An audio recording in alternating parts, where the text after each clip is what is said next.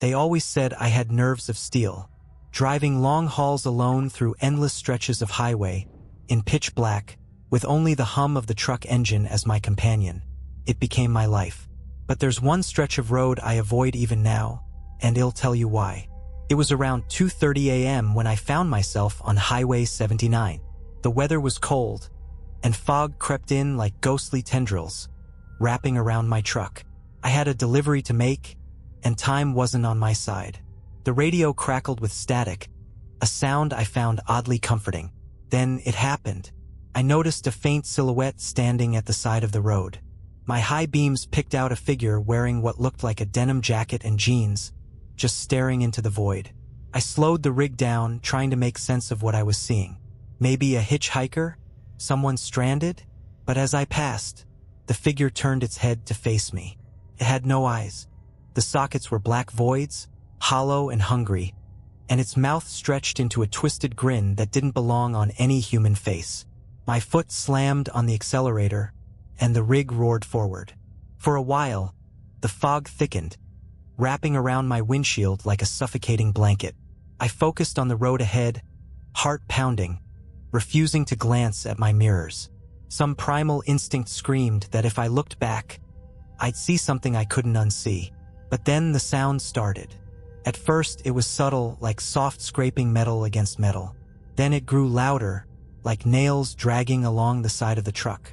I dared a glance at my passenger side mirror and froze. There it was, clinging to the side of my rig. That same eyeless figure, grinning as its fingers, elongated and claw-like, scraped against the door. Its head tilted unnaturally, as though trying to peer through the glass at me. My stomach turned to ice, but my body moved on autopilot. I swerved hard to the left, hoping to throw it off. The rig groaned as I corrected the wheel. The figure was gone, or so I thought. The next stretch of road was eerily silent, the kind of silence that makes your ears strain for any sound, no matter how small. Then, my CB radio crackled to life, a garbled mess of static and whispers. "Leave highway now." I grabbed the mic, my hands slick with sweat. "Who's there?" More static, followed by what sounded like laughter, low, guttural, and inhuman. I threw the mic down, my pulse hammering in my ears. The laughter didn't stop. It echoed inside the cab, coming from everywhere and nowhere. Suddenly, my headlights caught something ahead. A car, mangled and overturned, blocking the middle of the road. The windshield was shattered, and the driver's seat was empty, but I didn't slow down. My gut screamed this was a trap. As I swerved around the wreck, the laughter stopped. That's when I saw it in the middle of the road. A woman. She was standing perfectly still, her long hair matted and dripping, though there hadn't been any rain. Her white dress was stained dark at the hem, and her head hung at an unnatural angle. I couldn't stop in time. Bracing for impact, I shut my eyes and held the wheel steady. But there was no thud, no crash. When I opened my eyes, the road was empty, and then my rig shut down. The engine died mid-drive, leaving me coasting to a stop. All the gauges on my dashboard flickered wildly, the needles spinning like something out of a horror movie. The headlights dimmed until I was left in complete darkness. I sat frozen, gripping the wheel so hard my knuckles turned white. Then, from the corner of my eye, I saw her. She was standing in the middle of the road, closer now, her head tilted as if studying me. Her lips moved, whispering something I couldn't hear, but the words filled the cab nonetheless. "You shouldn't be here." Panic overtook me. I fumbled for the ignition, twisting the key again and again. The engine coughed but wouldn't start. The woman began to move toward me, not walking but gliding, her feet never touching the ground. Her face became clearer with each passing second, and I realized her mouth wasn't moving at all. It was wide open, frozen in a silent scream. The fog thickened again, swallowing her figure. And then, the door to my cab rattled violently. Something was trying to get in. I grabbed the crowbar I kept under my seat and swung it at the door, shouting incoherently. The rattling stopped, but when I turned back to the windshield, the fog parted briefly to reveal a wall of figures. dozens of them, standing shoulder to shoulder, all eyeless, all grinning. And behind them, the woman. She raised a hand, and with it came a sound I'll never forget. A high-pitched screech, like metal tearing through flesh. My ears rang, and my vision blurred. But somehow, my hand found the ignition again. The truck roared to life. I didn't look back as I floored it. When I finally reached the next town, I pulled into a truck stop and stumbled out of the rig, gasping for air. The other truckers gave me strange looks, but I couldn't care less. I just needed to know I was still alive. I told a fellow driver about what I'd seen, expecting laughter or disbelief, but his face turned pale. "You were on Highway 79, weren't you?" he asked, voice barely above a whisper. "You saw them." "Who?" I demanded. "The lost," he said. "They're the ones who didn't make it off that highway, and now they make sure no one else does. I've been on a lot of roads since then, but never that one. Some nights, I still hear the laughter when I'm alone in my rig, and sometimes, in the corner of my mirror, I see a figure standing by the side of the road, grinning with empty sockets. After that night, I swore I'd never drive Highway 79 again. But life has a funny way of testing promises. 2 weeks later, I found myself staring at a map, a client demanding I take the fastest route to deliver a shipment. Guess which road cut the travel time in half? I argued, begged, even offered to take a pay cut to avoid it, but the dispatcher wasn't hearing it.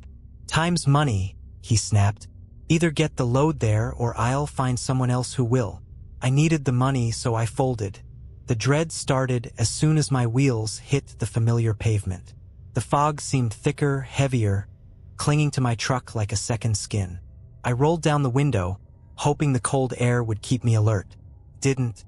Instead, it carried a faint, coppery smell, like blood. About 30 miles in, the radio flickered again. Static, followed by faint whispers. "Not welcome?"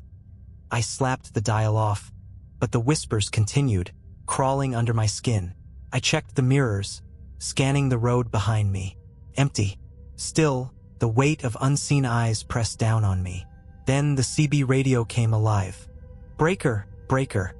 A voice called, smooth and calm. "You lost out there, friend?" I hesitated, hand hovering over the mic. It had to be another trucker, right? I grabbed it. "Yeah," I said, my voice cracking. "I'm on 79. What's ahead?" A pause, then, "Trouble if you ain't careful. Best pull over and wait it out." "Wait it out? Out here?" I laughed nervously. "Not an option. I've got a deadline." The voice grew quieter, almost like a sigh. "You don't understand, friend. You can't outrun it." The line went dead. Minutes later, I saw lights in the distance. Taillights from another truck. Relief washed over me. Another driver meant I wasn't alone. I pressed the gas, closing the gap between us, but as I drew closer, my relief turned to confusion. The truck wasn't moving. Its lights were on, engine idling in the middle of the road. No hazards, no signs of distress. I slowed to a crawl, craning my neck to see if the driver was inside. The cab was dark, but something about the way the truck sat seemed off, like it was waiting. Against every ounce of better judgment, I pulled to a stop behind it and honked my horn. No movement, no response. I grabbed my flashlight and stepped out, the cold air biting my skin. The smell of copper was stronger now. I approached the cab, my boots crunching on the gravel shoulder. "You okay in there?" I called. No answer. I shined the light into the window, and my stomach dropped. The seat was empty, but the interior wasn't. It was smeared with dark streaks like something or someone had been dragged across it. I stumbled back, heart racing. That's when I saw the footprints. They led away from the truck, barefoot and staggered, disappearing into the fog. My first instinct was to follow them, but then I heard it, a low growl coming from under the truck. Slowly, I crouched, aiming my flashlight beneath the trailer. I stared back at me, not human eyes. These glowed an unnatural yellow, wide and unblinking. Whatever it was, it shifted, its body scraping against the asphalt. I didn't wait to see more. I bolted back to my rig, jumped in, and floored it. My tires screeched as I swerved around the abandoned truck. In my rearview mirror, I caught a glimpse of something crawling out from under it. Long limbs and a distorted, spider-like frame. It stopped in the middle of the road, watching me leave. I thought I was in the clear, but the road wasn't finished with me. The fog thickened, swirling in unnatural patterns. My headlights dimmed, the truck struggling to maintain speed. And then I saw her again, the woman in white. She stood in the middle of the road, her hair matted and dripping, her head still tilted at that impossible angle. This time, I didn't slow down. I wasn't going to let her stop me again. But as I barreled toward her, she raised a hand. The truck shuddered violently, the engine sputtering. Felt like hitting an invisible wall. I slammed on the brakes, skidding to a stop just feet from her. She stepped closer, her face inches from the windshield. Her mouth opened wide, wider than humanly possible, revealing rows of jagged teeth. And then she spoke, her voice echoing inside my skull. "You should have stayed away." The windshield cracked under the force of her scream. I threw the truck into reverse, tires spinning as I fought to get away. She didn't follow, but I could feel her presence, her eyes boring into me through the fog. I finally made it off Highway 79 just as dawn broke. The dispatcher called, furious that I'd taken the long route and missed the deadline. I didn't care. I parked the rig at a rest stop, my hands trembling as I lit a cigarette. That's when I saw it. A smudge on the passenger side mirror. First, I thought it was dirt, but as I wiped it away, the smudge took shape. A handprint impossibly large with claw-like fingers. I haven't driven since. Retirement wasn't part of my plan. I thought I'd spend my last days behind the wheel, moving goods across America like I'd done for decades. But after Highway 79, I couldn't even sit in a parked truck without my heart racing. Life slowed down. No more long hauls, no more endless nights of highway hypnosis. But the nightmares didn't stop. Every time I closed my eyes, I was back on that cursed stretch of road. The eyeless grins, the phantom woman, the voices. They all followed me into my sleep. And then one night, something followed me into my home. It was a quiet evening. I'd settled into my recliner with a cold beer, trying to focus on an old western playing on TV. The sound of horses and gunfire echoed through the small living room. But then the static came. Not from the TV, it was coming from my CB radio. The old rig setup was mounted on my desk, a relic I'd kept out of habit. I hadn't touched it in months, and it wasn't even plugged in.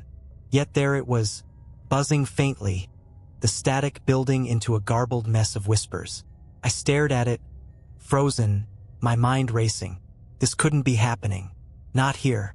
Not now. The whispers grew louder, forming words. "You never left?" I stumbled back, knocking over the beer. The room felt colder, the air thick and suffocating. I grabbed the radio mic, instinctively trying to shut it off. But as soon as I touched it, the whispers stopped. The silence was worse. The lights flickered, and a low creaking sound came from the hallway. My throat tightened. I lived alone and no one had keys to the house. The sound grew louder, closer, until it was right outside the living room door. I grabbed the nearest thing I could find, a rusted tire iron, and held it tight, my knuckles white. "Who's there?" I barked, my voice trembling. No response.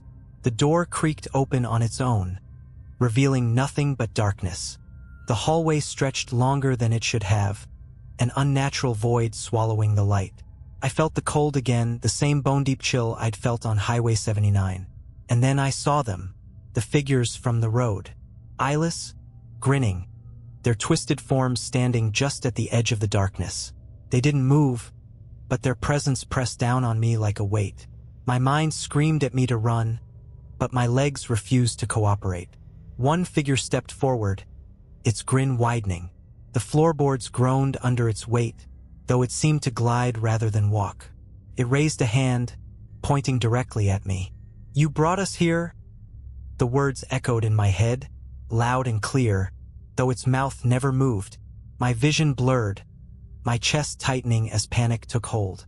I swung the tire iron wildly, desperate to make it stop, but the figures didn't flinch. Behind them, the woman in white appeared, her form as haunting as ever. Her head tilted at that unnatural angle, her hair dripping onto the floor. She moved through the other figures, her eyes locked on mine. She spoke, her voice cold and sharp. "You left the road, but the road didn't leave you." The room began to spin, the walls closing in. My knees buckled, and I fell to the floor, gasping for air. The figures loomed over me, their grins impossibly wide, their eyeless sockets staring into my soul. And then, just as suddenly as it began, it stopped. I woke up hours later, the room bathed in the soft light of dawn. The CB radio was silent, the hallway back to its normal length. But the air was still heavy, and I couldn't shake the feeling that I wasn't alone. I stood shakily, my body aching as if I'd been in a fight. The tire iron lay on the floor beside me, bent at an odd angle. My eyes darted around the room, searching for any sign of the figures or the woman, but there was nothing. I thought it was over, just another nightmare bleeding into reality. But when I looked in the mirror, my blood ran cold. Scratched into the flesh of my chest, just above my heart, were 5 distinct claw marks, shallow but unmistakable. And below them, a single word: soon. I left that house the same day, packed up what little I had, and hit the road. Not as a trucker, those days were long behind me, but I couldn't stay in one place. Not with them out there. Not with what was waiting for me. Everywhere I go, I hear them.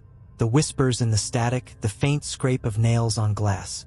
They're always just out of sight, just beyond reach. And I know, deep down, that no matter how far I run, the road will find me again. It always does. It's been a year since I left everything behind. A year of restless nights and miles of wandering, trying to outrun something that isn't bound by distance. Every place I've stopped has been a temporary refuge, but I've come to understand there's no escaping what I brought with me from Highway 79.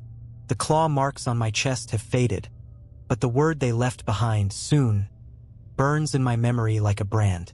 I've started to notice things, shadows where there shouldn't be any, voices calling my name when no one's around. And worst of all, the dreams. They're more vivid now, and they don't always feel like dreams. It was in one of those dreams, or maybe it wasn't, that I saw the road again. I was standing in the middle of Highway 79, my rig idling behind me, its headlights slicing through the thick fog. The figures surrounded me, their eyeless faces turned toward the truck. Their grins stretched wide, impossibly wide, as if their jaws would snap. In the distance, the woman in white stood motionless, her head tilted at that grotesque angle. Her lips were moving, but no sound reached me. Then, she raised her arm and pointed behind me. I turned, and the world seemed to shift. The fog parted, revealing a massive expanse of road that stretched endlessly into the horizon. It wasn't the highway I remembered, it was wrong. The asphalt cracked and bled, the lines warped and shifting like living veins. The air hummed with an electric charge, and the sky above swirled with unnatural colors. And then I saw the truck. It wasn't my rig, but it was familiar. A towering black semi with no windows, its engine growling like a living beast. The headlights burned red, casting a blood-like glow across the cracked pavement. The truck revved its engine, and I felt the vibrations in my chest, as if it were challenging me.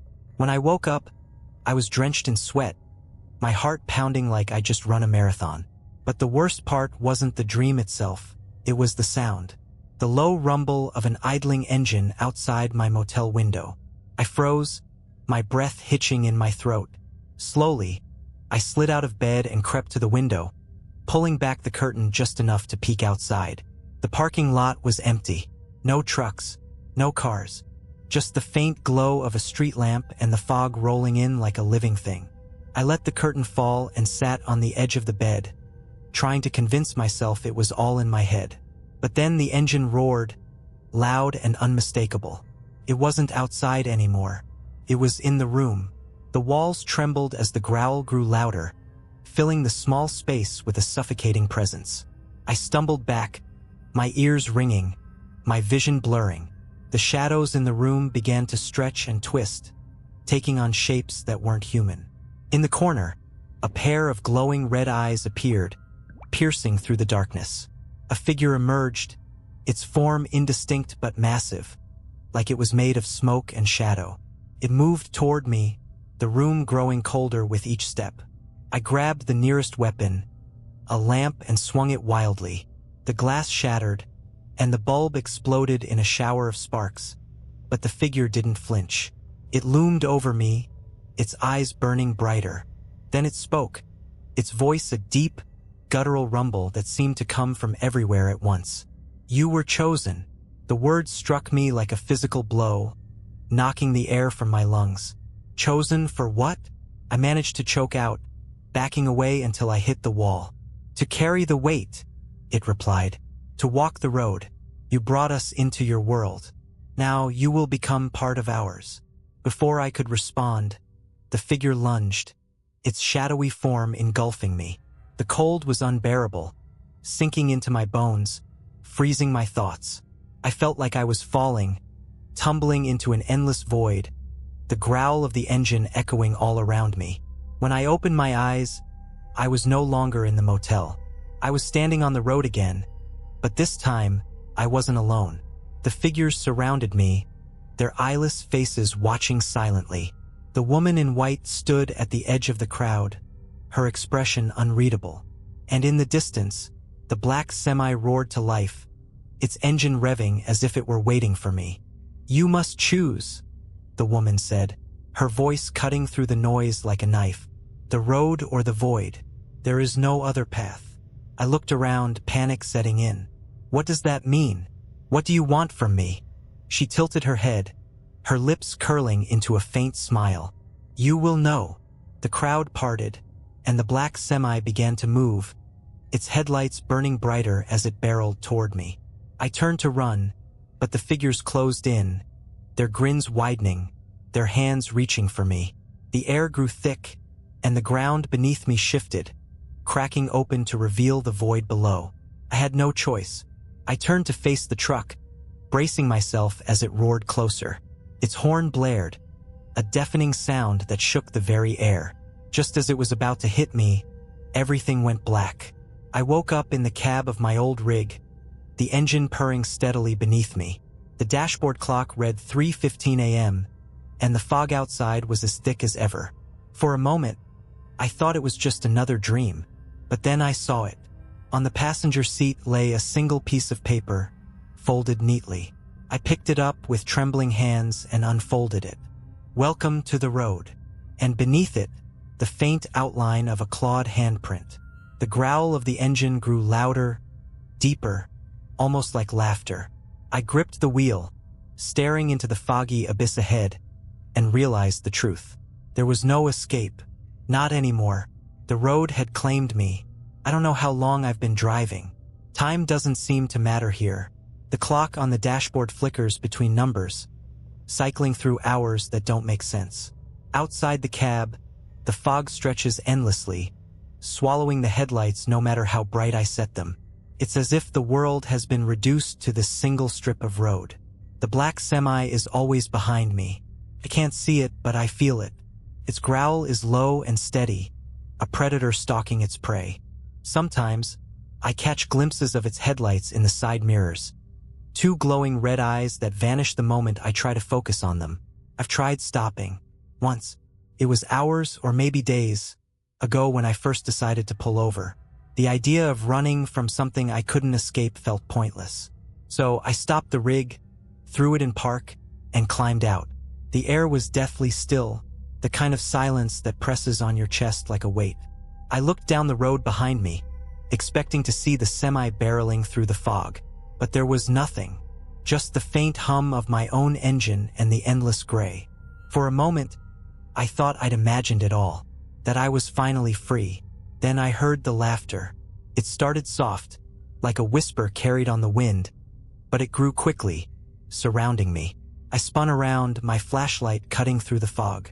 Shadows flickered at the edges of the beam, darting out of sight before I could focus on them. The laughter turned to whispers, dozens of voices overlapping in a chaotic symphony. "Why did you stop? You can't rest. Keep moving. The shadows closed in, their forms twisting and contorting into figures I recognized. The woman in white, the eyeless grinners, even the smoke-like figure that had appeared in my motel room. They all stood there, watching me, their presence suffocating. Then the ground began to shake. The black semi roared out of the fog, its headlights blinding. It barreled toward me, faster than anything that massive should be able to move. I scrambled back into the rig, slamming the door shut just as the semi reached me. It didn't crash. Instead, it stopped inches from my truck, its engine growling louder, the headlights flooding the cab with blood-red light. I threw the rig into gear and hit the gas. Since then, I've kept moving. I don't stop no matter how tired I get. The road stretches endlessly with no signs, no exits, no landmarks. Just mile after mile of cracked asphalt and swirling fog. The radio crackles constantly now, a mix of static and voices. Sometimes they call my name. Other times they tell me things I don't want to hear. Keep driving. There's no end. You're one of us now. But the worst are the whispers that come from inside the cab. I'll be gripping the wheel, eyes fixed on the road, when I hear it, a soft voice, right next to my ear. You should have stayed away. I know better than to look. I've caught glimpses in the reflection of the windshield, shadows shifting in the passenger seat, something moving in the sleeper cab. They're always there, just out of sight, waiting for me to falter. Last night, or what felt like night, I saw something new. The fog thinned for the first time in what felt like days, revealing a figure standing in the middle of the road. At first, I thought it was the woman in white, but as I got closer, I realized it was someone else. It was me. The figure wore the same clothes I'd had on the night I left Highway 79. Its face was pale, the eyes sunken and lifeless. But it wasn't just standing there. It was grinning, the same wide, unnatural grin I'd seen on the eyeless figures. I swerved to avoid it, my heart pounding. When I glanced in the mirror, it was gone, but its voice stayed with me. Soon, the road has started to change. The asphalt is no longer solid. It ripples and shifts like liquid beneath the tires. The fog is darker, almost black, and it clings to the truck like a living thing. Sometimes, I feel the rig being pulled sideways, as if the road is trying to drag me off course. And the black semi is closer now. I don't have to look to know it's there. Its growl vibrates through the cab, drowning out the hum of my own engine. I can feel its presence pressing against me, suffocating, relentless. I don't know how much longer I can keep going. This morning, or what I think was morning, I found something on the passenger seat. It wasn't there before, and I don't remember stopping to pick it up. It was a photograph, old and worn, showing a stretch of road that looked eerily familiar. In the distance, there was a figure standing in the middle of the lane. It was the woman in white. On the back of the photo, scrawled in shaky handwriting, was a single word, end. I don't know if I'll ever find it. The road stretches endlessly, and the shadows grow closer with each passing mile. But I can feel it now, the pull of something waiting ahead, something final. The black semi is right behind me, its growl merging with the whispers in my head. The woman's voice cuts through the noise, clear and cold. Drive or fall. So I drive, because the only thing more terrifying than what's chasing me is the thought of what might happen if I stop. The air feels heavier with every mile I put behind me. Even though the fog hasn't lifted, I can tell the landscape is changing. The road beneath my tires is no longer smooth. It groans and creaks, shifting like it's alive. The cracks in the asphalt seem to pulse, oozing a dark liquid that vanishes into the fog. The black semi's growl is constant now. It doesn't follow at a distance anymore. It's right there, looming in my mirrors, its headlights burning like twin suns. I've tried speeding up, weaving, even slamming the brakes, but it doesn't matter. There's always the same distance behind me, always waiting. The voices on the radio are different now. They're clearer, more insistent. Almost there. Just a little farther. You'll see soon. I don't know what they mean by there, but I can feel it. A pull deep in my chest, dragging me towards something I can't name. The first real sign of change came hours ago, or maybe minutes. Time doesn't work right here. The fog thinned just enough to reveal something on the side of the road. A sign. It was broken and rusted, its letters barely legible, but I recognized the word immediately. 79. The sight of it chilled me to the core. I thought I'd left that cursed highway behind, that I'd escaped it. But the road has brought me back, winding in ways I don't understand, bending reality itself. I'm not just driving a road anymore.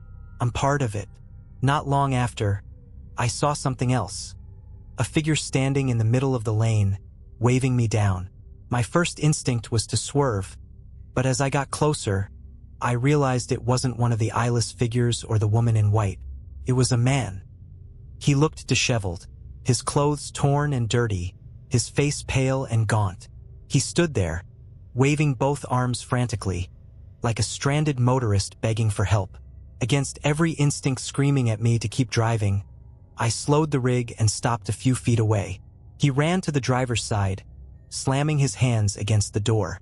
"Let me in," he shouted, his voice hoarse and desperate. "Please, for the love of God, let me in." I hesitated.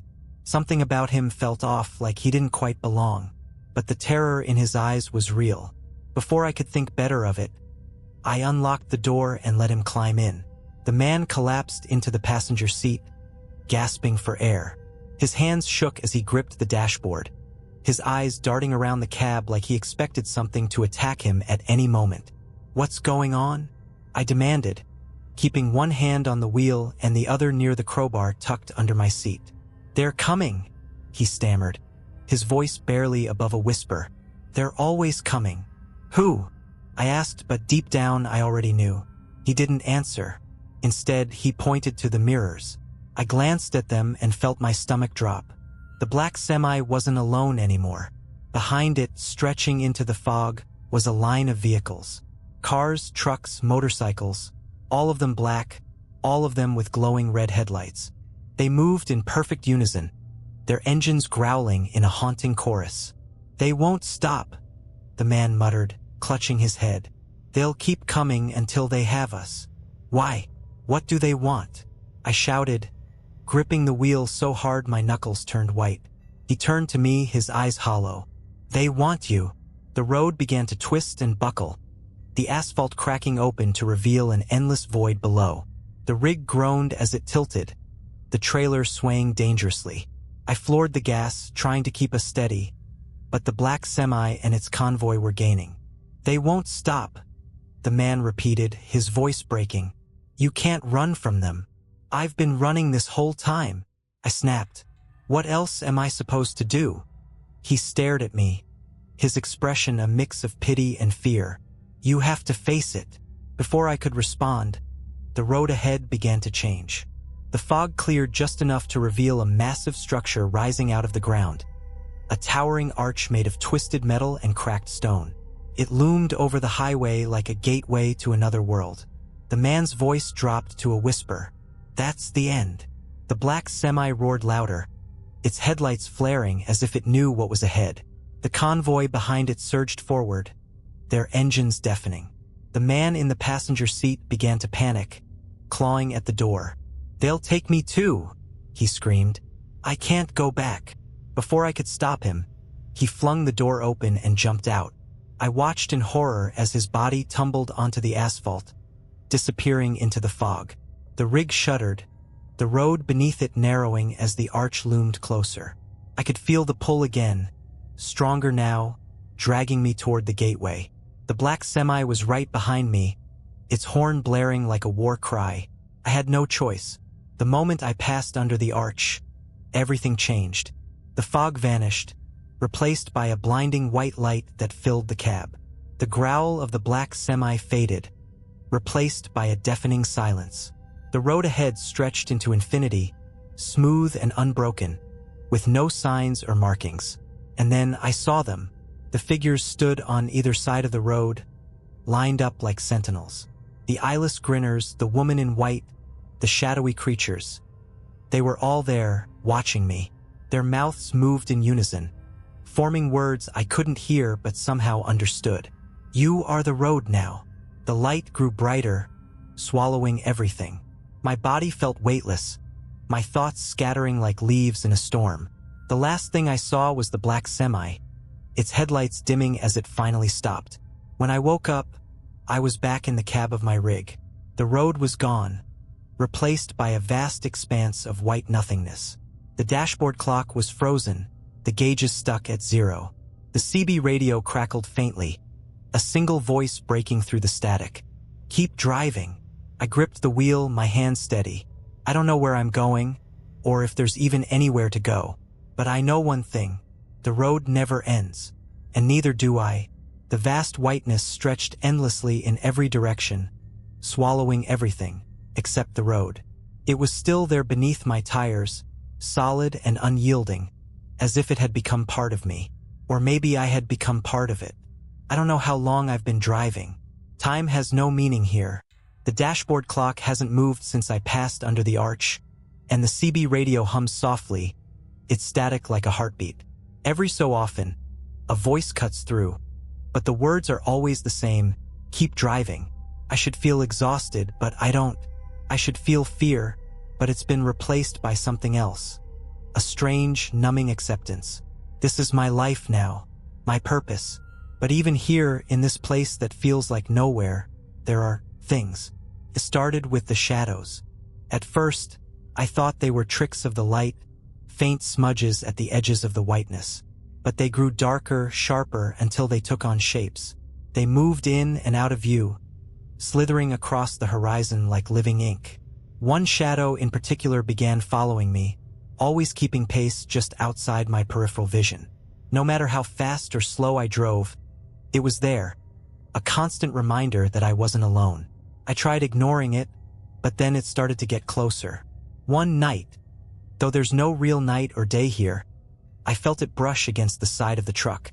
The cab groaned as if under some immense weight, and the faint smell of burning rubber filled the air. I glanced in the mirror and saw it, a mass of writhing black tendrils, clinging to the side of the rig like a parasite. I swerved, trying to shake it off, but it held firm, its tendrils spreading like cracks across the metal. The CB radio crackled to life, the static merging with a low, guttural growl. "You are ours now," the voice said, deep and resonant, like the road itself was speaking. I gripped the wheel tighter, my knuckles white. "I'm not yours," I muttered, though I wasn't sure if I believed it. The shadow finally peeled away, slithering back into the whiteness. But I knew it wasn't gone. Then came the faces. I started seeing them in the mirrors, distorted reflections that didn't match my movements. They would appear suddenly, grinning with too many teeth or staring with hollow eyes. Once I caught a glimpse of the woman in white. She was sitting in the passenger seat, her head tilted at that impossible angle, watching me with an expression that was almost pitying. When I turned to face her, the seat was empty. "You can't escape," she whispered, her voice lingering in the air long after she was gone. The road itself began to change. It no longer stretched in a straight line but twisted and curved in impossible ways, spiraling into loops and splitting into forks that led nowhere. Sometimes it felt like I was driving upside down, gravity pulling me in directions that made no sense. At one point, the rig stalled. The engine cut out, the gauges flatlined, and the cab was plunged into silence. I sat there, gripping the wheel, waiting for something to happen. That's when the black semi appeared. It materialized out of the whiteness, its red headlights glaring like eyes. It didn't move, didn't rev its engine. It just sat there, blocking the road ahead. I climbed out of the cab, my boots crunching on the asphalt. The air was thick, heavy with the scent of oil and smoke. "Why are you doing this?" I shouted, my voice echoing into the void. The semi didn't respond, but the road beneath it cracked open, revealing an abyss of swirling darkness. From the depths, a figure emerged, a tall, shadowy shape with glowing red eyes.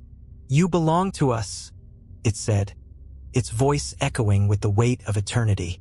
"You are the road." I don't remember how I got back into the rig. One moment I was standing there, staring into the abyss, and the next I was driving again. The black semi was gone, but its presence lingered, a weight pressing down on my chest. The CB radio crackled to life. This time, the voice wasn't cold or menacing. It was familiar. "You can end this," it said. "But you have to go back." "Go back where?" I shouted into the mic, my voice breaking. The radio hissed, the static growing louder. "You know where. Finish what you started." I didn't understand at first, but then I saw it, far in the distance, barely visible through the whiteness. The arch. The road straightened as I approached the arch, the cracks sealing themselves, the asphalt smoothing out. The shadows retreated, and the faces in the mirrors disappeared. But the closer I got, the heavier the air became. The rig struggled, the engine groaning as if it were fighting against an invisible force. "You can't go back," the voices whispered, rising in a chorus. "You belong here now." I ignored them, focusing on the arch. Its twisted metal glinted in the faint light, a doorway to something I couldn't comprehend. As I passed under it, the whiteness dissolved, replaced by darkness. The road was gone, the rig was gone, and I was left standing in the middle of Highway 79. The fog rolled in, thick and suffocating, but this time it felt different. The air was colder, the silence more oppressive. I looked around, half expecting to see the black semi or the eyeless figures. But the road was empty. The only sound was the faint hum of a truck engine in the distance, growing louder with each passing second. I turned, and there it was, the black semi, its headlights blazing as it sped toward me. This time I didn't run. This time I stood my ground. The horn blared, the sound ripping through the fog, and then everything went black. I woke up in my rig, parked at a truck stop just outside of town. The sun was rising, its golden light cutting through the mist. The dashboard clock read 6:47 a.m., the first time I'd seen it move in what felt like an eternity. For a moment, I thought it was over, but then I noticed the claw marks on the steering wheel, the faint smell of burning rubber in the air, and the single word scrawled on the windshield in dripping, black ink: "Soon. The road never ends." And neither do they. After waking up in the truck stop, I sat there for what felt like hours, staring at the words smeared across the windshield. Soon. It dripped like fresh oil, black and glistening, but when I touched it, my fingers came away clean. I thought about calling someone, anyone, but who would believe me? What could I even say? Hey, I've been driving an infinite nightmare road, chased by shadows, ghosts, and a truck that shouldn't exist. Oh, and now it's left me a warning. Yeah, that would go over well. So I did what I always did. I drove. I thought maybe the worst was over. Maybe the arch had been some kind of threshold, a test, and passing through it had set me free. The road ahead seemed normal enough. Paved, lined with trees, the sunlight warming the cab as I rolled forward. For a while, it worked. The hum of the tires on the asphalt and the rhythm of the engine lulled me into a kind of uneasy calm. The world outside felt solid again, real. I dared to hope that whatever had claimed me had finally let go. But Highway 79 wasn't finished with me. It started with the shadows in the mirrors. Just faint movements at first, quick flickers that vanished when I looked too long. Then came the voices. Not through the CB this time, but from somewhere in the cab itself. "Turn around," they whispered. "No escape. Always watching." I gritted my teeth, gripping the wheel so hard it felt like my fingers would snap. "Not this time," I muttered. "You don't get to win." The voices didn't answer. Instead, the radio crackled to life, playing a song I hadn't heard in years. Johnny Cash's "Ghost Riders in the Sky." That's when I noticed the fog rolling in. It wasn't like the fog from before, the thick, suffocating kind that swallowed everything. This was thinner, more insidious. It clung to the edges of the road, creeping closer with every mile. I kept driving, refusing to slow down, but the fog seemed to match my speed. It coiled around the truck, snaking through the vents, filling the cab with a damp, metallic smell. And then the world outside began to change. The trees lining the road twisted, their branches stretching unnaturally, like skeletal fingers grasping at the sky. The sunlight dimmed, replaced by an eerie, grayish glow. The road itself seemed to ripple, the pavement warping and shifting under the tires. And then I saw them again. The figures appeared one by one, emerging from the fog like ghosts. The eyeless grinners, their wide mouths stretched impossibly far, lined the sides of the road. They stood still, watching silently as I drove past. Further ahead, the woman in white stood in the center of the lane, her head tilted at that unnatural angle. Her dress billowed in a wind I couldn't feel, and her lips moved as if whispering some ancient curse. This time I didn't swerve. I pressed the horn, the sound cutting through the oppressive silence, and barreled straight toward her. She didn't move. At the last second, I shut my eyes, bracing for impact. But there was nothing. No thud, no crash. When I opened my eyes, she was gone. But the road wasn't empty.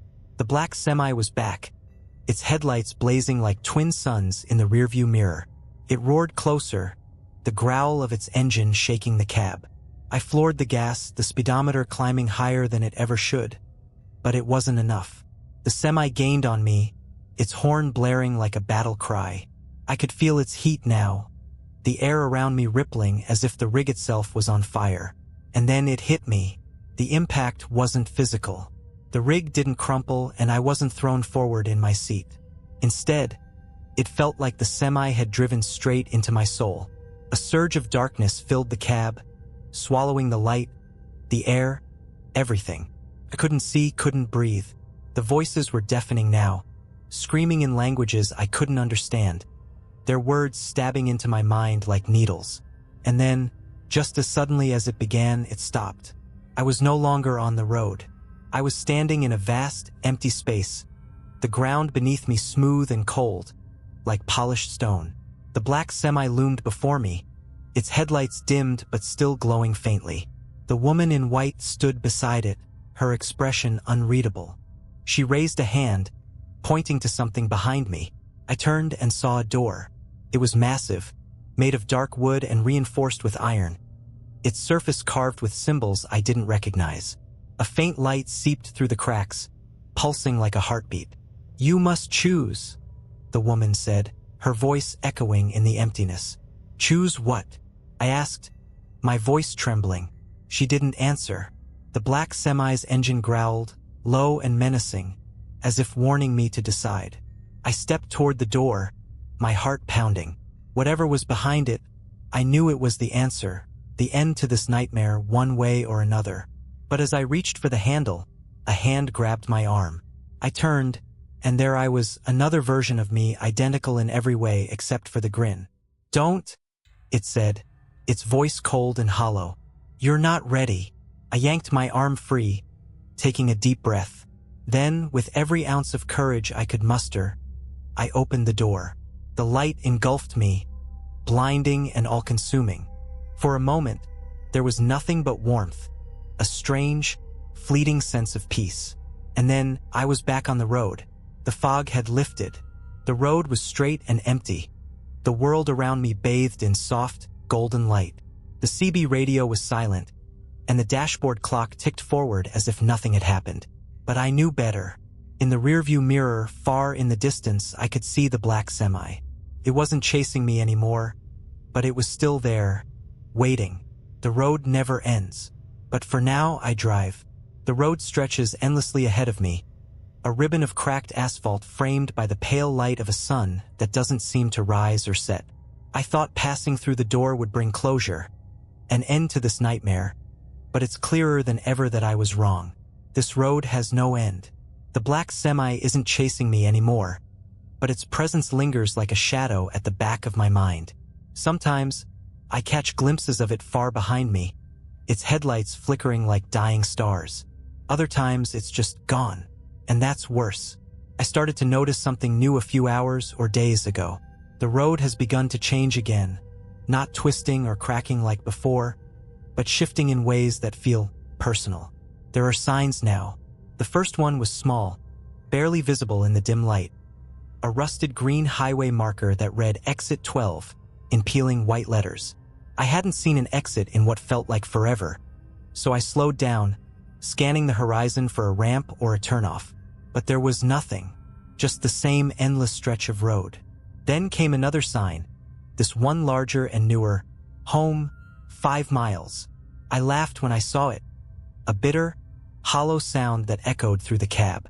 Home? I hadn't thought of home in years. Not since I left everything behind to live on the road. But the idea tugged at something deep inside me.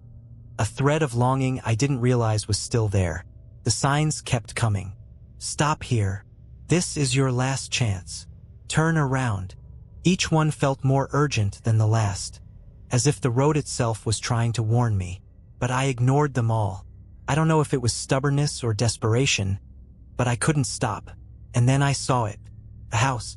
It appeared on the horizon like a mirage, its edges blurry and shifting in the heat haze. As I got closer, the details sharpened. A 2-story farmhouse with peeling white paint, a sagging porch, and a single light glowing in the front window. It looked familiar. Too familiar. My chest tightened as memories flooded back. Images of my childhood, my parents, the fights that drove me to leave. This wasn't just a house. It was my house. I pulled the rig to a stop in front of the driveway, cutting the engine. The silence was deafening after so many miles of constant noise. I sat there for a long time, staring at the house, my hands trembling on the wheel. The door creaked open. It wasn't the truck door, it was the front door of the house. A figure stood in the doorway, backlit by the soft glow of the interior light. "Come inside," it said, its voice calm and warm, like a parent calling their child home for dinner. I couldn't see its face, but I didn't need to. I knew who it was. It was me. I climbed out of the truck, my legs unsteady, and made my way up the driveway. The air was heavy, thick with the smell of damp earth and rotting wood. Each step felt like a battle, my body screaming at me to turn back, but I couldn't stop. The figure in the doorway didn't move as I approached. It just stood there, waiting, its head tilted slightly to one side, just like hers. When I reached the porch, it stepped aside, gesturing for me to enter. "Why?" I asked, my voice cracking. "You need to see," it replied. The inside of the house was exactly as I remembered it. The worn carpet, the faded wallpaper, the photos on the mantel, all untouched by time. But something was wrong. The air was too still, too quiet.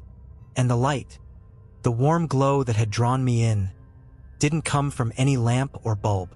It seemed to radiate from the walls themselves, pulsing faintly like a heartbeat.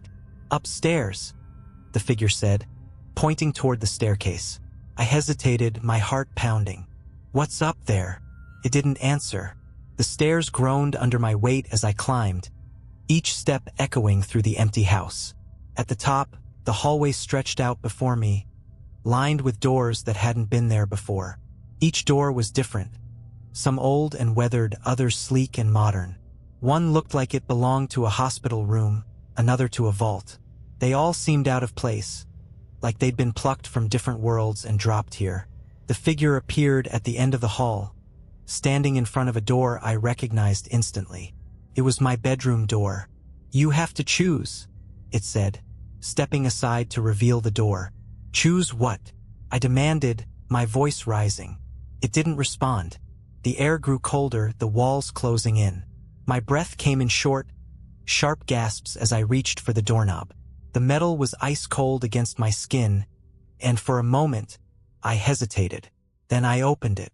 The room was empty, just a void of swirling darkness that seemed to go on forever. At its center was the black semi, its headlights dim but still glowing.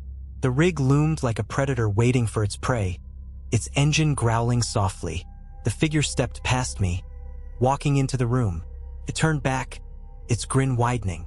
"You know what you have to do," it said, its voice overlapping with mine.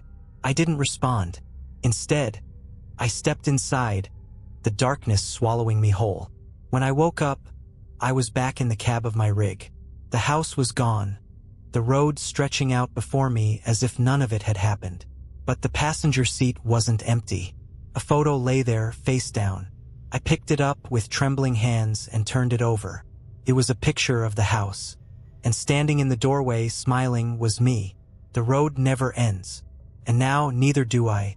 The photo sat in my hands, the edges curling slightly as if it had been there for years, though I'd never seen it before. My image stared back at me, grinning from the doorway of that cursed house. Behind me, behind the other me, were shadows. Dozens of them, their eyeless grins barely visible through the windows.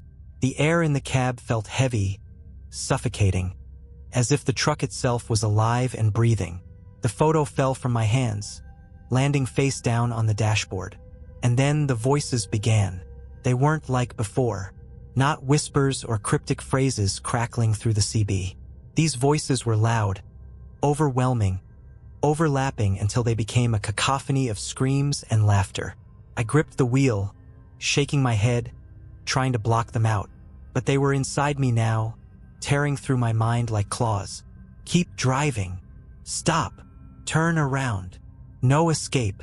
The truck lurched forward, the engine roaring to life on its own. The road ahead stretched endlessly, but the fog began to creep in again, thick and churning. This time it wasn't empty. Figures moved within it, their silhouettes shifting and twisting. The woman in white appeared first, standing motionless in the middle of the lane. Then the eyeless grinners emerged, lining the sides of the road like spectators at some macabre parade. And finally, the black semi appeared, its headlights piercing through the fog like twin suns. The truck drove itself now, the wheel spinning under my hands, the pedals moving without my touch. I tried to stop it, yanking at the wheel, but it was no use. The rig had become an extension of the road, and I was just a passenger. The CB crackled to life, a single voice cutting through the chaos. You've reached the end. The fog parted, revealing something in the distance. At first, it looked like another arch, similar to the one I'd passed through before.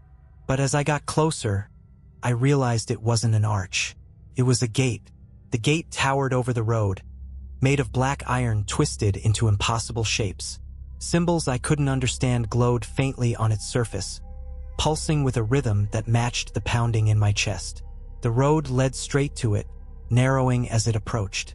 Beyond the gate, there was nothing but darkness, an infinite void that seemed to pull at me even from a distance. I tried again to stop the truck, to turn back, but the rig only accelerated, hurtling toward the gate with a force I couldn't control. And then, as the gate loomed closer, the world began to break. The figures lining the road dissolved into shadows, their grins lingering like ghostly afterimages. The asphalt cracked and splintered, pieces of it rising into the air and disintegrating into dust. The sky itself split open, revealing an endless, swirling abyss of stars and darkness. The black semi roared past me, overtaking my rig and slamming into the gate. The impact sent a shockwave through the air, but the gate didn't shatter. Instead, it began to open. The darkness beyond it grew brighter, a blinding white light spilling through the cracks. It wasn't a welcoming light. It burned, searing into my eyes, my skin, my very soul. And then I heard it. A voice. Not from the CB, not from the figures, but from everywhere at once. You are the road. The truck came to a sudden stop, throwing me forward against the wheel.